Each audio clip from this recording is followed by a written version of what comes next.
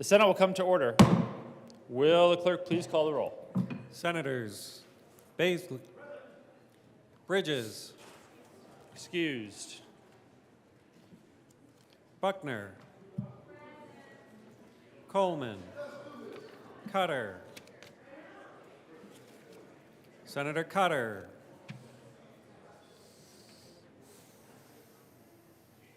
Excused. Danielson,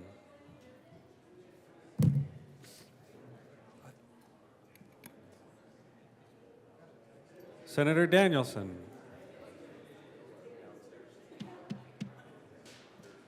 Excused. Exum, Fields, Senator Fields, Gardner, Janal, Gonzalez, Hanson,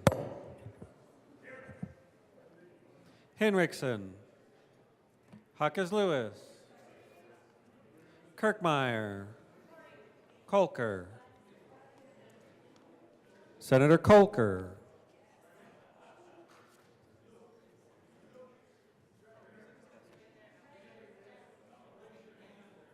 Liston, Lundin,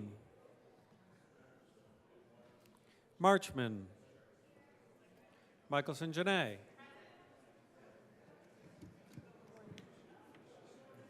Malika, Senator Malika, Pelton B, Senator Pelton B, Pelton R, Priola, Rich, Roberts, Rodriguez, Simpson, Smallwood, Excused. Sullivan, Van Winkle, Will, Winter, Zenzinger, Senator Cutter, Senator Cutter, Senator Danielson,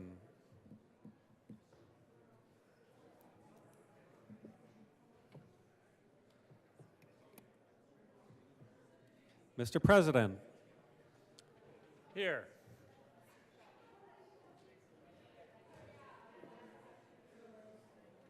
The morning roll call is 33 present, 0 absent, 2 excused. We do have a quorum. Senator Gardner, would you please lead us in the pledge?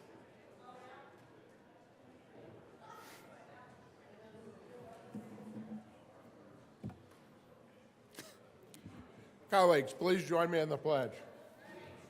I pledge allegiance to the flag of the United States of America and to the republic for which it stands, one nation, under God, indivisible, with Liberty and justice for all. Approval of the journal, Senator Kolker. I move that the Senate Journal of March 20th, 2024 be approved as corrected by the Secretary. You have heard the motion. All those in favor say aye. Opposed, no? The ayes have it in the Senate. Journal is approved. Senate Services. March 21st, 2024, correctly printed Senate Bill 186, correctly engrossed Senate Bill 11, correctly re-engrossed Senate Bills 8, 53, and 111, correctly revised House Joint Resolution 1020, correctly re-revised House Bills 1082 and 1291, correctly enrolled Senate Joint Resolution 13. Committee reports. March 20th, 2024, Committee on Agriculture and Natural Resources.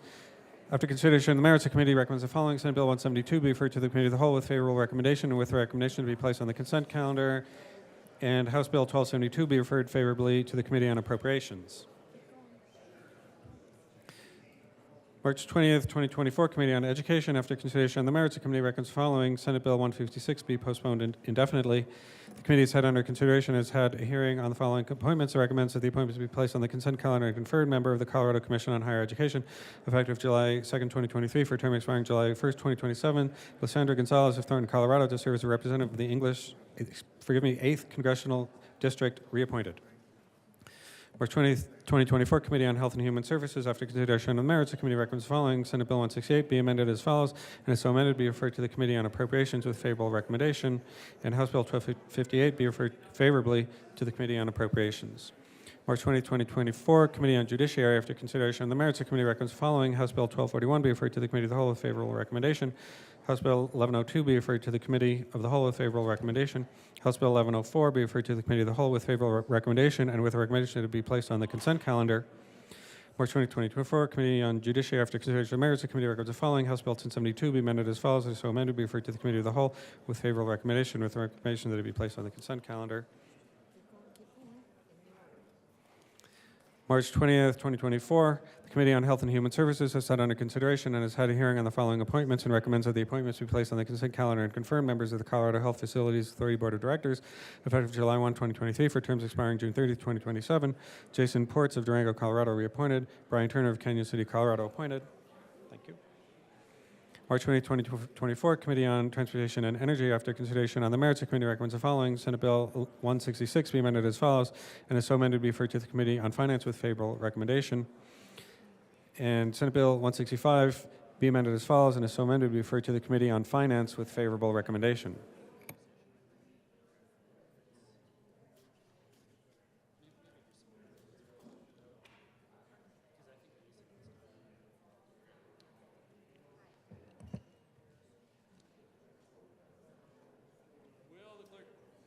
Will the clerk please add Senators Bridges and Smallwood to the roll?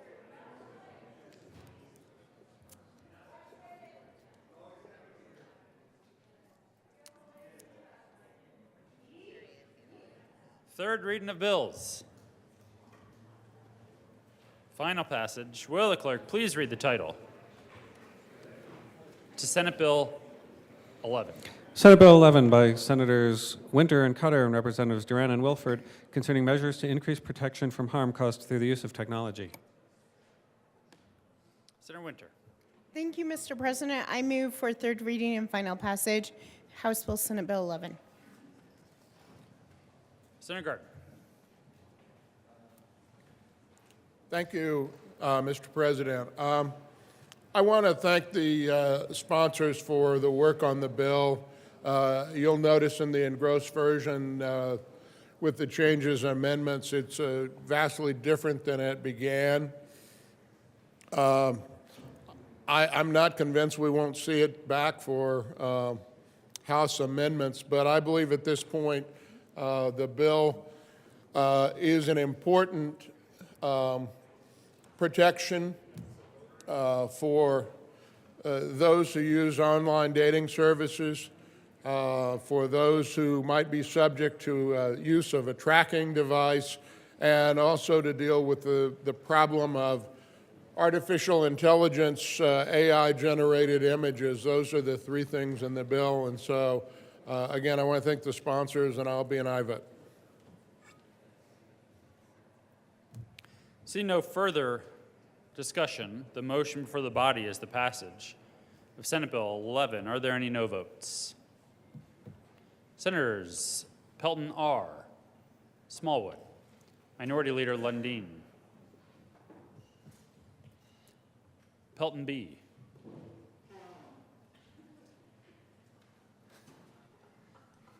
Kirkmeyer. Was that a no vote, Senator Priola? Or is that just a nose blow? Liston.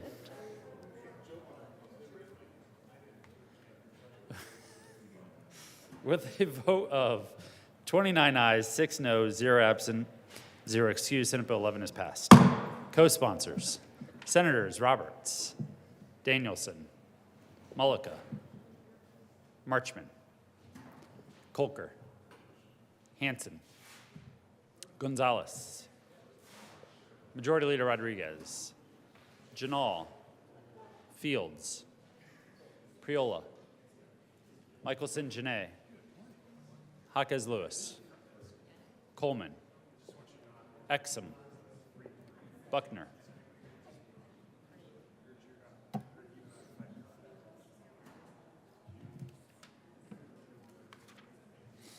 General orders, second reading of bills. Consent calendar. Senator Hansen. Thank you, Mr. President. I move the Senate resolve itself into the Committee of the Whole for consideration of general orders, second reading of bills, consent calendar. You have heard the motion. All those in favor say aye. Opposed, no. Motion is adopted. The Senate will resolve itself into the Committee of the Whole for the consideration of the general order, second reading of bills, consent calendar, and Senator Hansen will take the chair.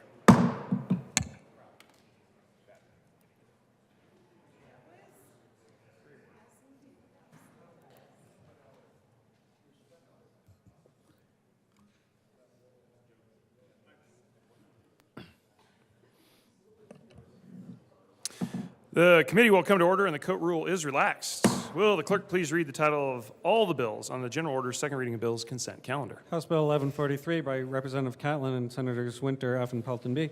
concerning construction bidding cost thresholds for Department of Transportation projects. House Bill 1122 by Representatives Duran and Pugliese and Senators Roberts and Winter concerning civil protection orders for victims of domestic-related crimes. Majority Leader Rodriguez. Thank you, Mr. Chair. I move for the passage of both the bills on general order, second reading of bills consent calendar, which include House Bill 1143 and the Transportation Energy Report, and House Bill 1122 and the Judiciary Report. There's a proper motion. Is there any discussion on the committee reports? Motion before the body is the adoption of all the committee reports on the general order, second reading of bills, consent calendar. All those in favor say aye. Those opposed, no. Ayes have it, and the committee reports are adopted. Is there any discussion on any of the bills on the consent calendar?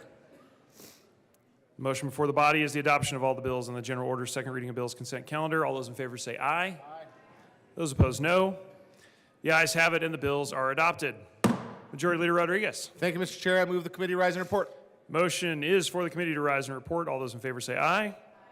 Those opposed, no.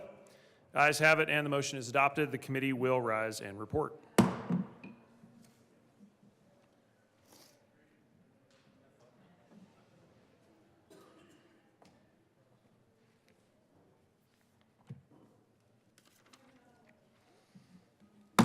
The Senate will come to order. Senator Hansen. Thank you, Mr. President. The committee has had a number of bills under consideration. Will the clerk please read the report?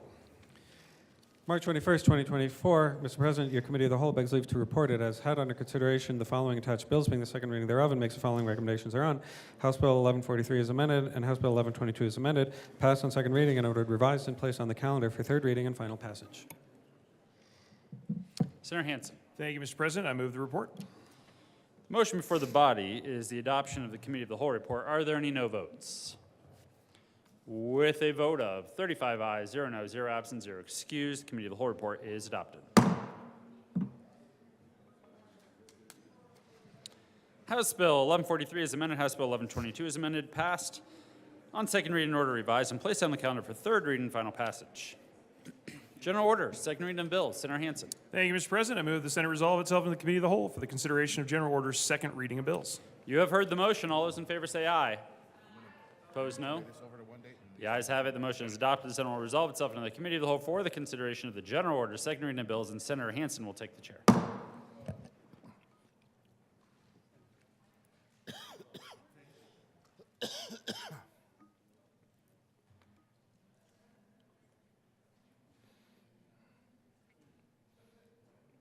You guys got two bills.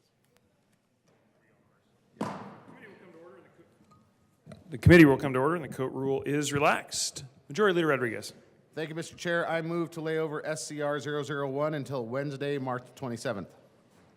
Motion before the body is to lay over SCR 001 until Wednesday, March 27th. Did I hear that correctly? Yep. Thank you. All those in favor of laying over SCR 001, please say aye. Aye. Those opposed, no. The ayes have it, and SCR will lay over until the 27th. Majority Leader Rodriguez. Thank you, Mr. Chair. I move to lay over House Bill 1098 and House Bill 81 to tomorrow, Friday, March 22nd. All right. I think the Senate Senate Bill 81, I believe is what you meant to say. The motion is to lay over House Bill 1098 and Senate Bill 81. All those in favor say aye. Those opposed, no. Ayes have it, and those two bills will be laid over. Will the clerk please read the title to Senate Bill 100? Oh, sorry, no. I didn't mean to be in the way. That's right.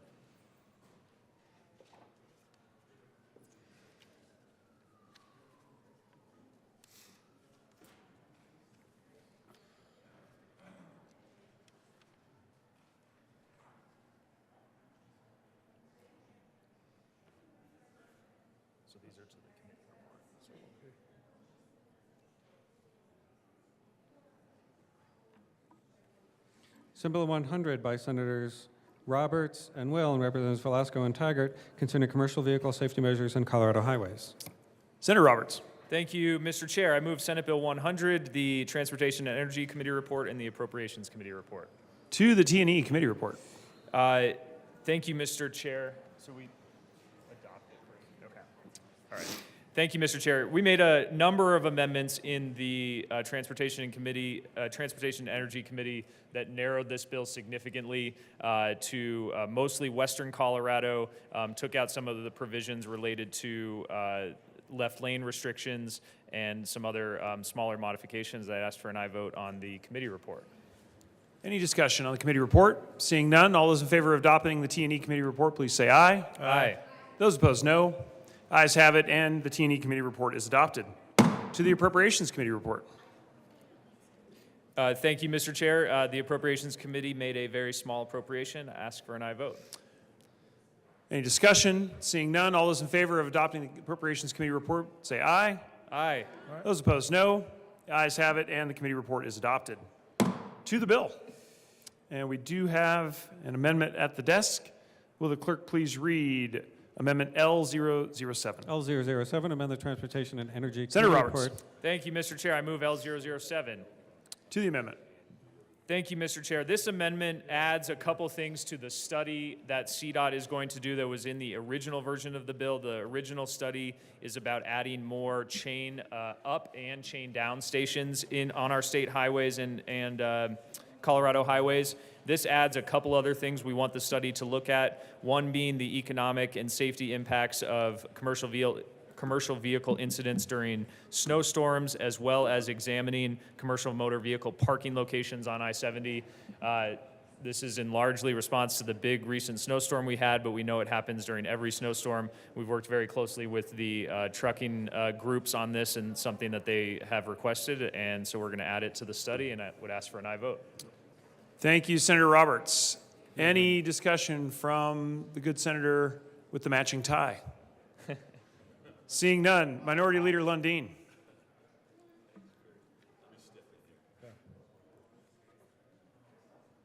Appreciate the bill sponsor. Thank you, Mr. Chair.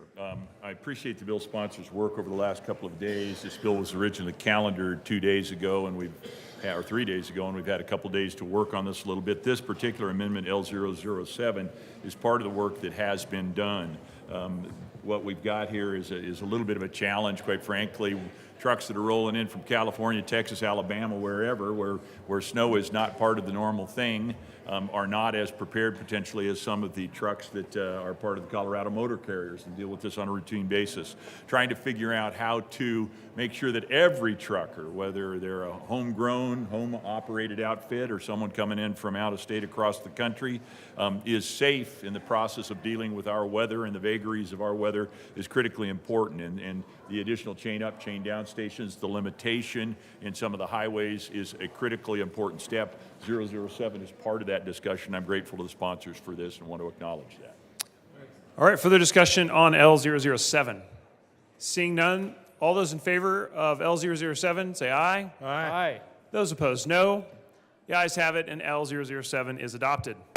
We do have an amendment at the desk. Will the clerk please read L008? L008, amend the Transportation and Energy Committee report dated March Senator 6, Roberts. 2024. Thank you, Mr. Chair. I move L008. To the amendment.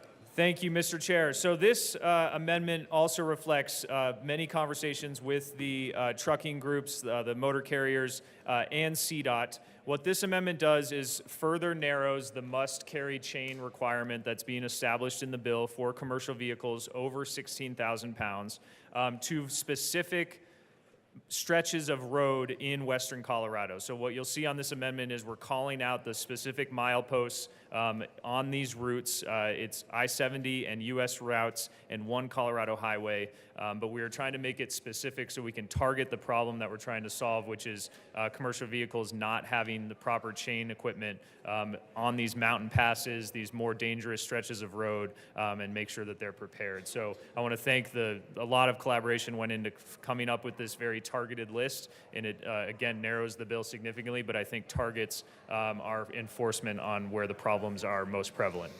Further discussion on L8. Mr. Minority Leader. I was told that the microphone was not projecting me into the room on the last set of comments, so I will make many of those comments again because this amendment falls in that exact same category. It's an effort on behalf of the bill sponsors, the good work that has been done between the sponsors and industry that is dramatically affected in meaningful ways by this particular piece of legislation to narrow, and I know that as bill sponsors we don't always want to narrow, but sometimes narrowing is the right pathway forward, as literally in this particular, it's the right highway forward, I guess we could say in this particular case, as we work towards better policy that is actually functional, because it's better to have a narrower, completed, successful policy than a broad policy that fails and doesn't actually become part of the rules and law of Colorado. So I thank the bill sponsors for this particular amendment as well, L008, and I rise in support of it. That was significantly better projection. Thank you. Yes. Any further discussion on L008? Seeing none, the motion before us is the adoption of L8. All those in favor say aye. Aye. Those opposed, no. Ayes have it, and L8 is adopted. We do have an amendment at the desk. Will the clerk please read Amendment L009? L009, amend the Transportation Senator and Roberts. Energy. Thank you, Mr. Chair. I move L009. To the amendment. Thank you, Mr. Chair. So this is the final amendment that I'm going to offer today. This also reflects long conversations with the industry, with CDOT, with CSP.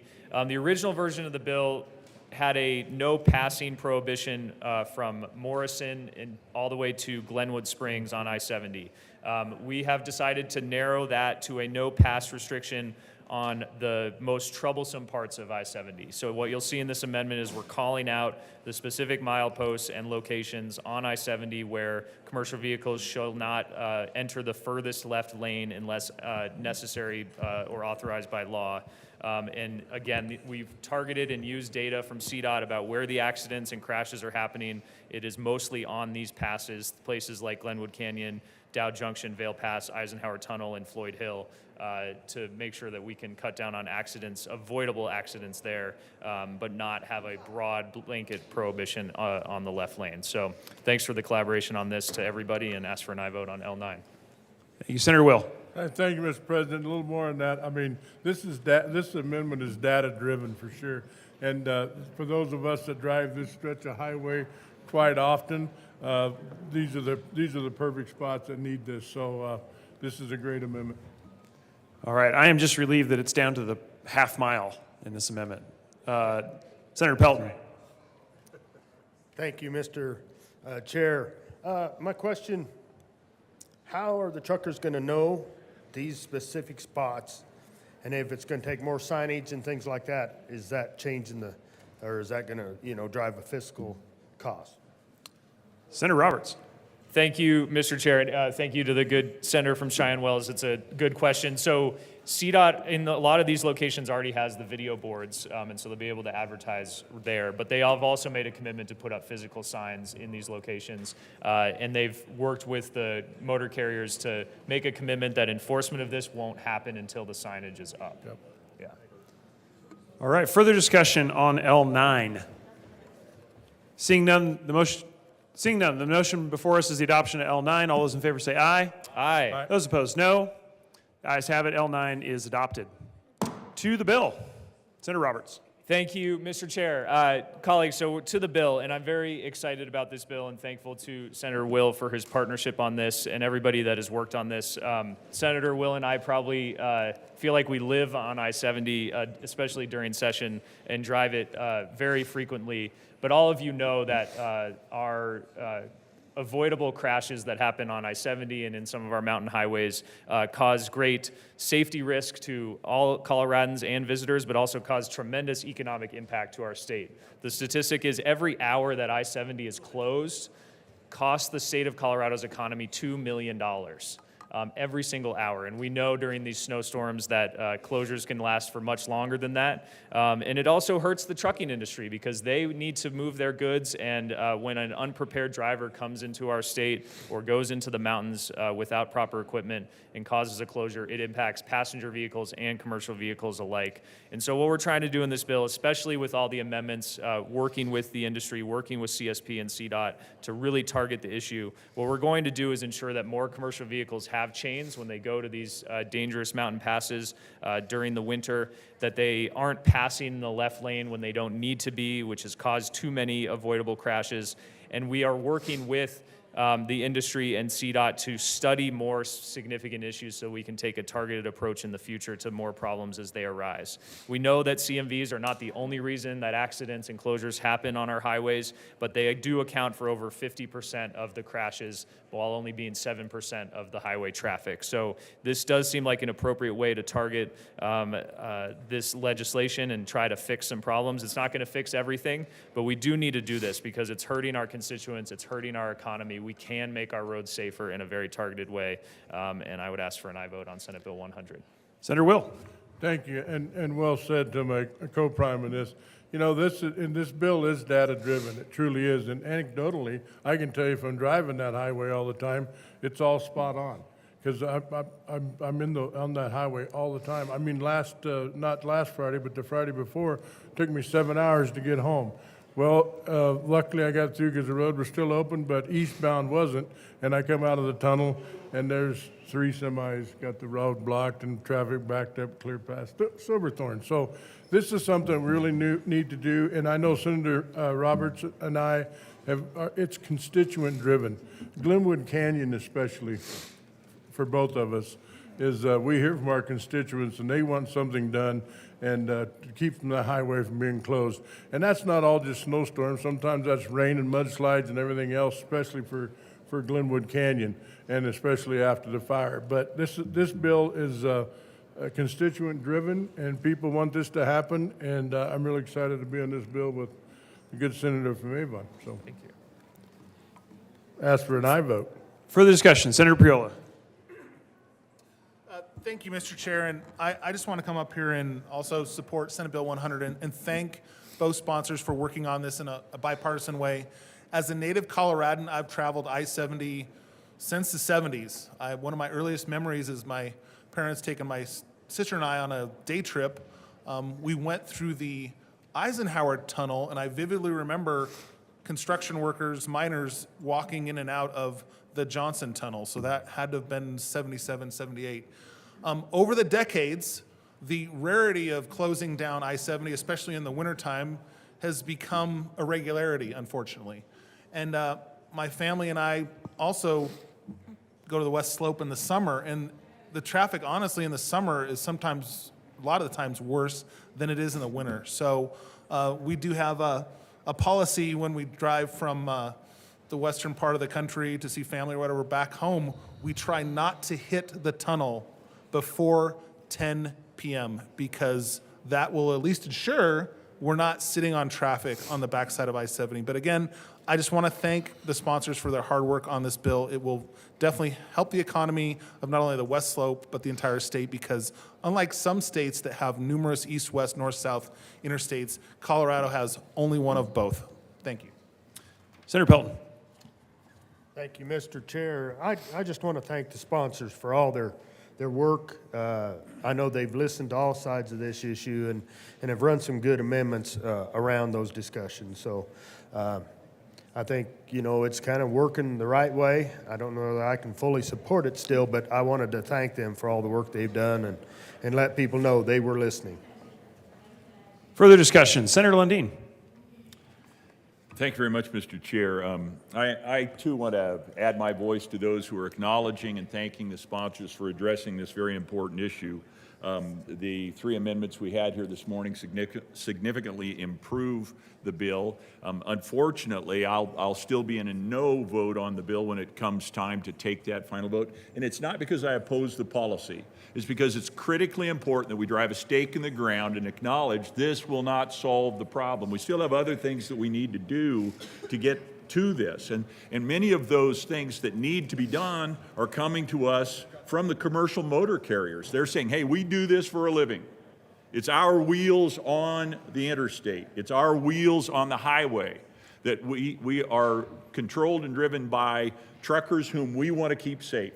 We want to make sure that those drivers and those truckers are safe, and elements of this bill need to be improved even further to make that happen. Chain up, chain down is important. You need to get those truckers off the side of the road, not sitting almost off the road trying to get chains on, but a place that we are providing when they roll into the state to be able to get those chains up or get chained up and so that they are properly prepared to continue down the highway safely.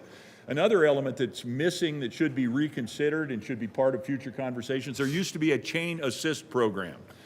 I would say that $500,000 for the reinstatement of that chain assist program might be a step in the right direction to make sure that we've got the space, that we've got the ability, that we've got the chains on the trucks when we need them. And that's something Colorado motor carriers and others are saying would be beneficial. Used to be a program was eliminated by CDOT. Perhaps we should consider reinstituting that. Another element that's critically important, missing from this bill and should be part of ongoing, forward-going conversations is enforcement.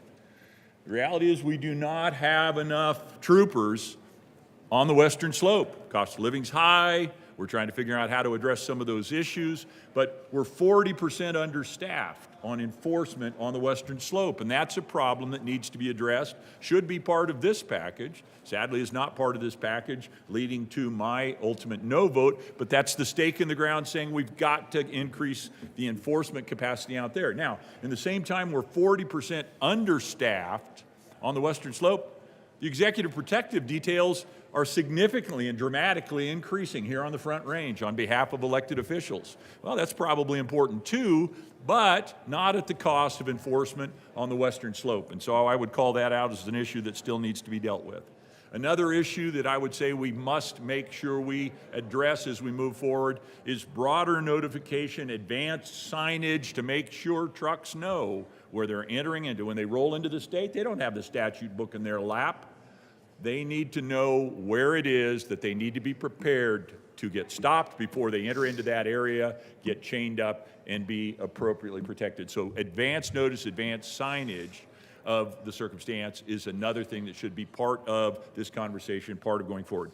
All of that said, I will say, I guess I'm a professional legislator at this point in my life, and the work that has been done over the last 3 days on this bill is the way it should always get done, colleagues. I am so grateful to have had the opportunity to work with these bipartisan sponsors of this bill, for them to be responsive, even in late moments. I mean, this thing was moving forward. This thing was sailing down the road like 76 miles an hour. Oops, that's illegal. Should have been 75 miles an hour, depending on the particular section. It was sailing down the road, and these sponsors said, let's pull over. Let's figure out whether we need to chain up now before we let this particular bill on down the road. I'm grateful for the fact that the sponsors were willing to do that. It's a better bill now, and my no vote is not a sign of opposition to the work that has been done, but a statement that we must consider and continue to be in this conversation and do additional work on this matter as we go forward. Thanks to the sponsors. Thank you, Mr. Chair. Senator Pelton. Thank you, Mr. Chair, and I just want to add on a little bit to what the minority leader was talking about. The notification and the education to the trucking community, they're from all different states, a lot of them from Mexico. They come into this state. They don't really know where these special areas are going to be, or that they have to be carrying chains, let alone chain up. So I think that's another piece that really needs some work. The electronic signs going up, is a big help, but they need to know before they ever hit that sign, you've got to have the chains on board or you need to stop and chain up. So, again, I thank you guys for the great work on this bill, but there's a few areas we're still a little short. Any more discussion on Senate Bill 100? Senator Will. Thank you, Mr. Chair, and I appreciate everyone's comments. And I do want to state that, this bill is not punitive in any way towards the truckers. We all understand how we get our groceries, how we get our fuel, all of that. We're just trying to keep the road open, but I appreciate everyone's comments. Seeing no further discussion on Senate Bill 100, the motion before the body is the adoption of Senate Bill 100. All those in favor say aye. Aye. Those opposed, no. Ayes have it, and Senate Bill 100 is adopted. Will the clerk please read the title to House Bill 1131? House Bill 1131 by Representatives Lukens and Velasco and Senators Roberts and Will concerning local college districts. Senator Will. Thank you, Mr. Chair. I move House Bill 1131. To the bill. So, thank you, Mr. Chair. This legislation, it has two components, and it's about statutory local college districts, mainly Colorado Mountain College and Ames. But the first section of this is intended to provide added diversity on local district college boards by allowing and not requiring at-large members on the institution's board of directors.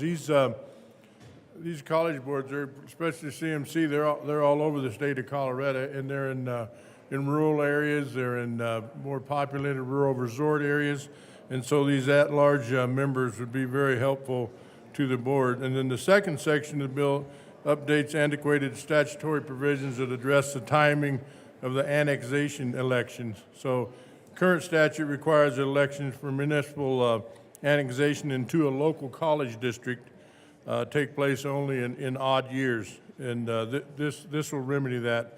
This conforms to practice of the rest of annexation code. So this is a kind of a cleanup bill, but it's a good bill, and it really helps our local colleges and local community colleges. Any further discussion on 1131? Seeing none, the motion before the body is the adoption of House Bill 1131. All those in favor say aye. Aye. Those opposed, no. Ayes have it, and 1131 is adopted. Will the clerk please read the title to House Bill 1096? House Bill 1096 by Representatives Young and Lukens and Senators Colker and Marchman concerning the enactment of the School Psychologists Licensure Interstate Compact. Senator Colker. Do we have a report? No. Thank you, Mr. Chair. I move on second reading House Bill 241096. To the bill. Senator Marchman. Thank you. So House Bill 241096 is another in a line of interstate compacts to improve our mental health workforce, specifically for kiddos in our schools. Colorado faces a severe shortage of healthcare professionals, none more serious than the lack of school psychs at the very time when our children need them the most. Currently, we are at a 1 to 942 ratio of school psychologists to students, and it's supposed to be 1 to 500, so we're double that. At the same time, Colorado is home to a number of military installations, and spouses often accompany their military members to assignments here. The same is true for many spouses of corporate employees transferred here. The majority of these spouses are women who currently face barriers to continue in their careers. House Bill 1096 represents an opportunity to take advantage of the talent already in our state, as well as allow movement from other states that are members of the compact. I urge your support of House Bill 1096. Further discussion. Senator Colker. Thank you, Mr. Chair. Just to jump on board with my co-prime here. This bill specifically is not about reducing bureaucratic red tape. It's about ensuring that students have access to the psychological support they need to thrive both emotionally and academically. It's about recognizing the challenges faced by young adults and providing them with the resources they deserve. It's another tool in the toolbox to increase the pipeline for much-needed mental health support. I urge an aye vote. Further discussion on 1096? Seeing none, the motion before the body is the adoption of House Bill 1096. All those in favor say aye. All those opposed, no. Ayes have it, and 1096 is adopted. Will the clerk please read the title to House Bill 1118? House Bill 1118 by Representatives Marshall and Joseph and Senators Roberts and Gardner concerning authorization for the Attorney General to operate a district attorney's office due to a vacancy to the extent allowed by an executive order of the governor. Senator Roberts. Thank you, Mr. Chair. I move House Bill 1118. To the bill. Thank you, Mr. Chair. Colleagues, what this bill is about is the very rare occurrences, but they do happen, of when an elected district attorney leaves office, and before the governor has time to, or before the governor makes an appointment of a replacement, that DA's office still needs to run, of course. And so the Attorney General is then tasked with the responsibility of managing the office. This bill clarifies and adds some of the authority for the Attorney General's office in those situations, largely based off an experience that was had last year with one of our judicial districts. It is not opposed by anybody, and we worked closely with CDAC and the AG's office on the text of the bill. It will just make it, in that rare circumstance, very clear what the AG's powers are in that situation. Further discussion on 1118? Seeing none, the motion before the body is the passage of House Bill 1118. All those in favor say aye. Aye. Those opposed, no. Ayes have it, and 1118 is passed. Will the clerk please read the title to House Bill 1074? House Bill 1074 by Representatives Armagost and Duran and Senators Janal and Gardner containing specifications for the offense of aggravated cruelty to a law enforcement animal. Senator Gardner. Thank you, Mr. Chair.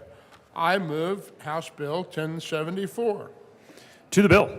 Thank you. Members, this is a bill concerning the aggravated cruelty to law enforcement animals,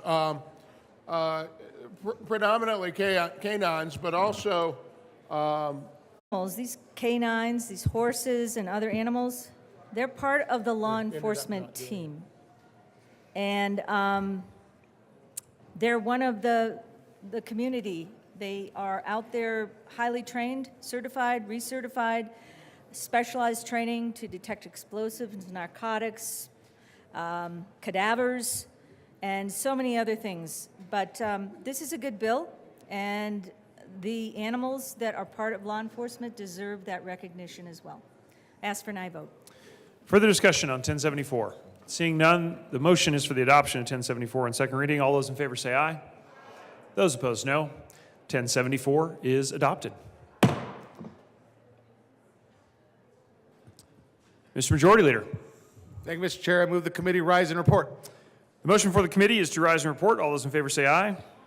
Those opposed, no. The ayes have it, and the committee will rise and report.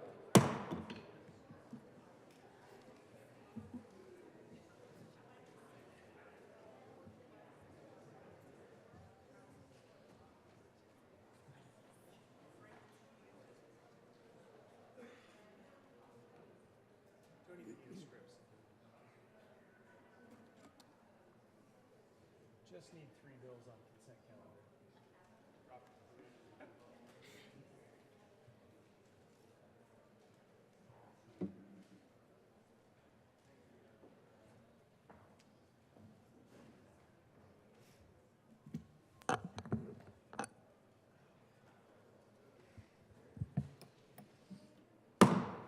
Senate will come to order. Senator Hansen. Thank you, Mr. President. The committee has met and had a number of bills under consideration. Will the clerk please read the report? March 21st, 2024. Mr. President, your committee of the whole begs leave to report it has had under consideration the following attached bills, being the second reading thereof, and makes the following recommendations thereon. Senate Bill 100 is amended, passed on second reading, and ordered engrossed and placed on the calendar for third reading and final passage. House Bills 1131, 1096, 1118, and 1074, passed on second reading and ordered revised and placed on the calendar for third reading and final passage. House Bill 1098 and Senate Bill 81 laid over until March 22nd, 2024, and retaining their place on the calendar. SCR 1 laid over until March 27, 2024, and retaining its place on the calendar. Senator Hansen. Thank you, Mr. President. I move for the adoption of the report. The motion is the adoption of the Committee of the Whole report. Are there any no votes? With a vote of 35 ayes, 0 no, 0 absent, 0 excused, the Committee of the Whole report is adopted. Senate Bill 100 is amended, passed on second reading, order engrossed, and placed on the calendar for third reading and final passage. House Bills 1131, 1096, 1118, 1074, passed on second reading, order revised, and placed on the calendar for third reading and final passage. House Bill 1098, Senate Bill 81, laid over until March 22nd and retaining their place on the calendar. Senate Concurrent Resolution 1, laid over until March 27th, retaining its place on the calendar. Consideration of resolutions.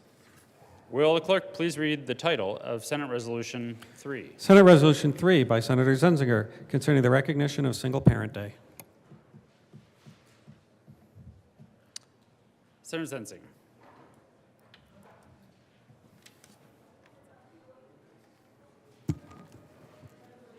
Thank you, Mr. President.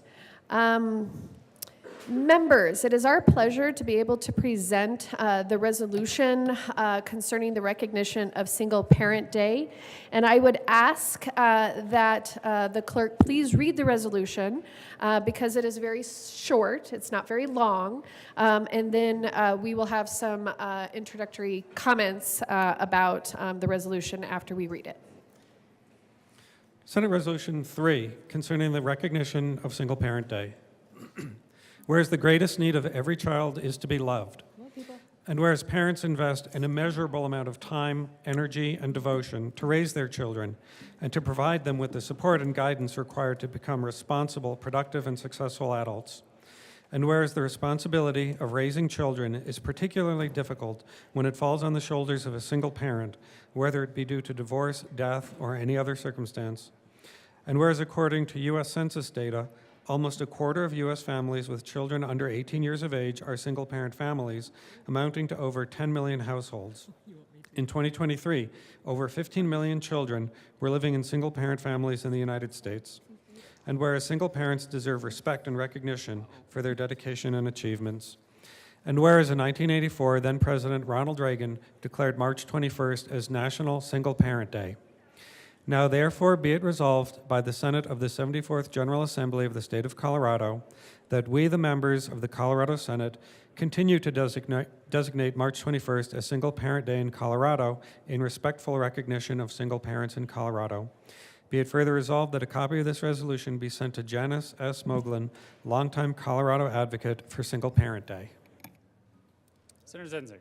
I neglected to move the resolution, so I move Senate Resolution 3. Thank you very much, colleagues. You can be seated.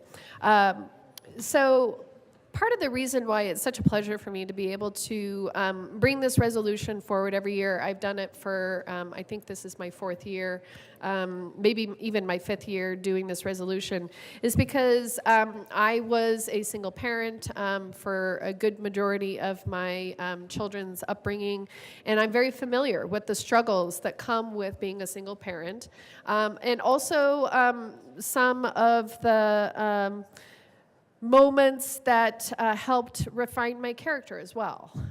It's not necessarily a deficit position.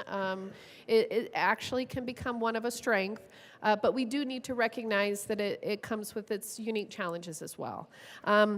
There was an error this year, and the final resolution will have my co-prime sponsor's name on it, but I would like to turn things over to my colleague from Grand Junction, who has also been a longtime proponent of this resolution, to give her remarks as well.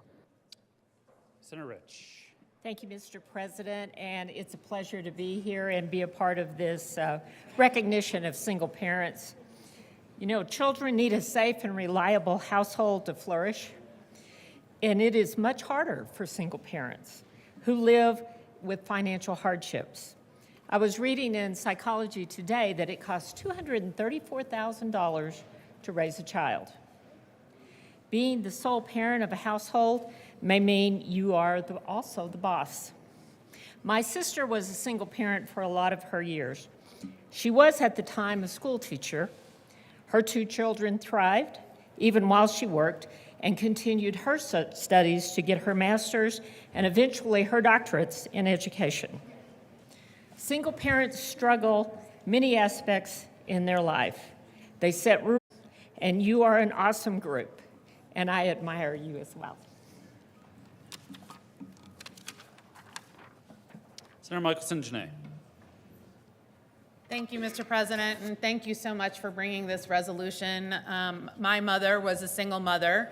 I was 7 years old when my parents divorced, and we moved from Philadelphia to a project in New York.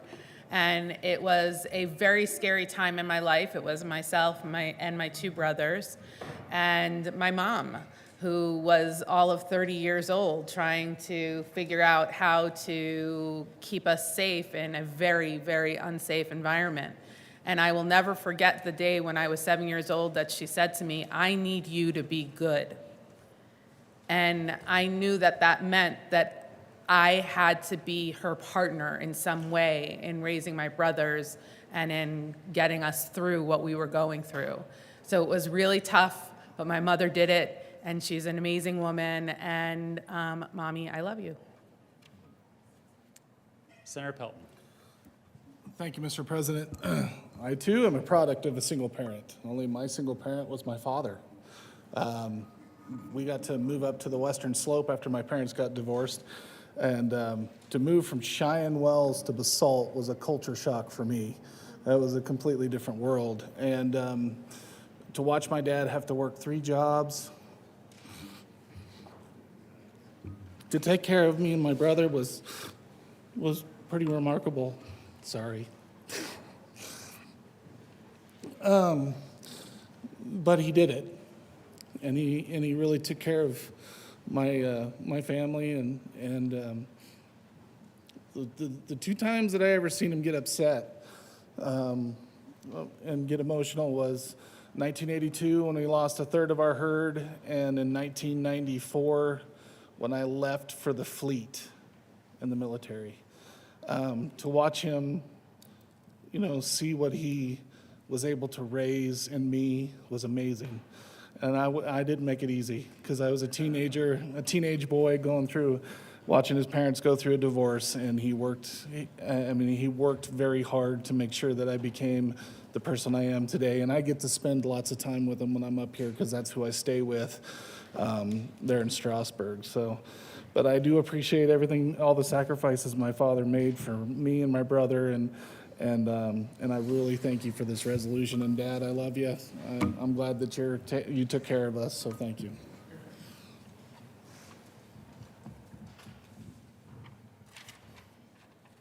Senator Fields.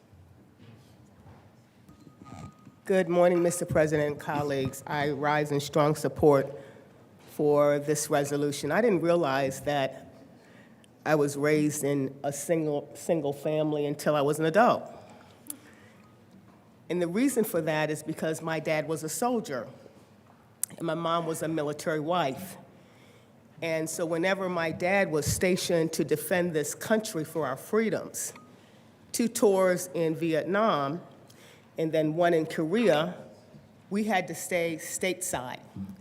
And so stateside for me meant that I was raised in Baltimore, Maryland, with my mom and my grandma and my grandfather. That was our home when my dad was serving this country. So I didn't realize what it took my mom to keep things in order for me, because she never really gave me any idea that she was doing this on her own. That the man that she loved, my dad, was over fighting the war. She never gave me any insight. They never talked about war. They always talked about love and making sure that I was raised with the kinds of principles and values that included integrity and service. So my mom, she's no longer with us here today or on earth. I know she's in heaven with my dad. But Mom, I want you to know that I recognize now today as an adult that you were head of the household when Dad wasn't there. So I celebrate all single moms and dads. Thank you for this resolution. The motion is the adoption of Senate Resolution 3. Are there any no votes? With a vote of 35 ayes, 0 no, 0 absent, 0 excused, Senate Resolution 3 is passed. Co-sponsors, Senator Zensing. Thank you, Mr. President. I would ask that we have the current roll call be added as co-sponsors. Seeing no objection, the current roll call will be added as a co-sponsor to Senate Resolution 3.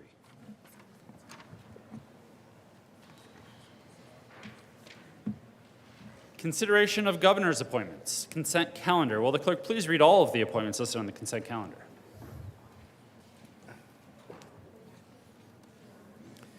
Members of the College of Vest Board of Directors, effective August 1st, 2023, for terms expiring July 31st, 2027.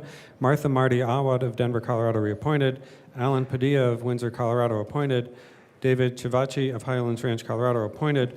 Members of the Institute of Cannabis Research Governing Board, effective August 6, 2023, for terms expiring August 5, 2027. John Harlow of Denver, Colorado, to serve as a representative of the cannabis industry, appointed. L. Cinnamon Bidwell of Boulder, Colorado, to serve as a scientist from a relevant field, reappointed. Melissa Reynolds of Fort Collins, Colorado, to serve as a scientist from a relevant field, appointed.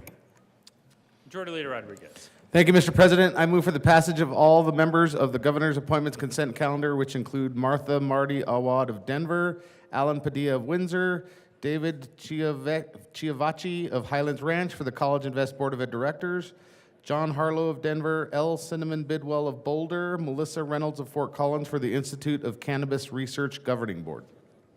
Is there any discussion? Seeing none, the motion is the confirmation of all of the appointments on the consent calendar. Are there any no votes? With 35 ayes, 0 no, 0 absent, 0 excused, the appointments are confirmed. Signing of bills. March 20th, 2024, the President signed Senate Joint Resolution 13 and Senate Joint Resolution 15. Correction, March 21st, 2024, the President signed Senate Joint Resolution 15 and Senate Bill 663, 103, 119, and 135.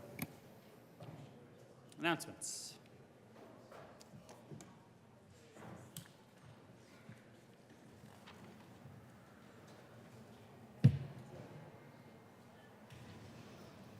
Senator Pelton. Thank you, Mr. President. Today's the day, folks. Steak dinner at 6 o'clock, right across the street in the church. Come on over. Logan County Cattlewomen will be here. They do an excellent job of advocating for agriculture. And many of you met them when we took a trip over to my neck of the woods on the Colorado Competitive Council. So come on over and have a wonderful steak dinner. Thank you. Further announcements. Senator Fields. Mr. President and colleagues, members of the State Health and Human Services Committee, we will be meeting at 1:30 this afternoon in SCR 357. We're only going to be hearing 2 bills today. We are going to be laying over Senate Bill 167. Thank you. Senator Liston.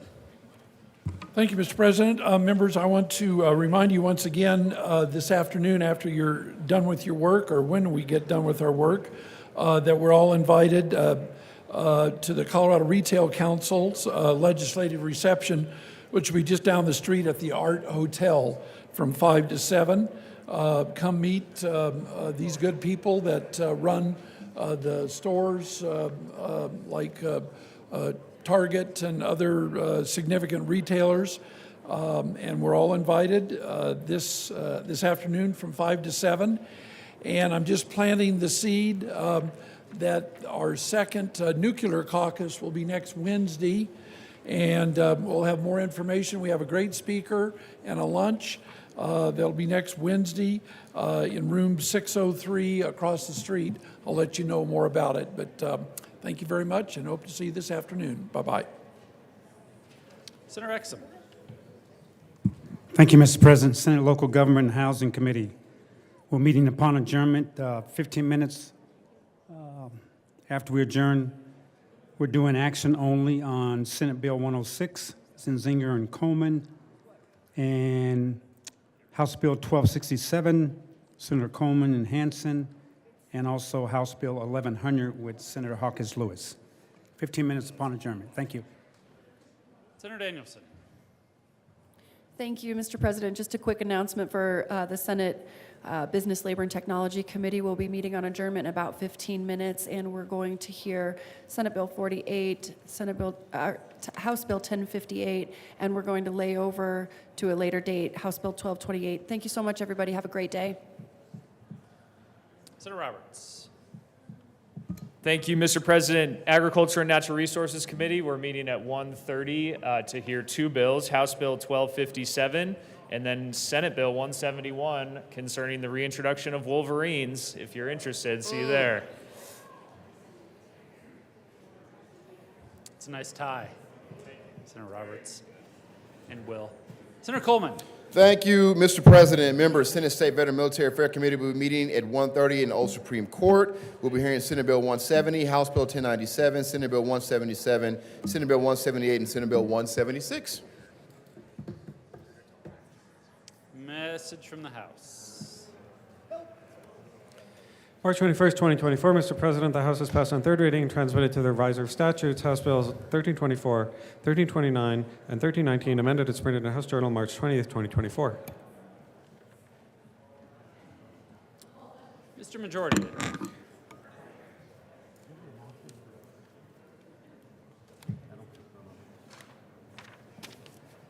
Thank you, Mr. President. Making a quick announcement. Members, you received an email yesterday morning from the docket clerk, Tammy, with a link to order the General Assembly merchandise order. The link will be active for 1 week starting yesterday and ending Thursday, March 28th. Because the orders are being placed later in the year than normal, the window to place your order is smaller. Orders placed after next Thursday may not receive the bulk order discount. So get on there and get your logoed outfits. On that, Mr. President, I move that with Senate recess until 11 o'clock, 11 a.m. today. Colleagues, you do not need to return. Just go reviewing bills and read what we need across the desk. You have heard the motion. All those in favor say aye. Opposed, no. The ayes have it. Senate will recess until 11 a.m. today.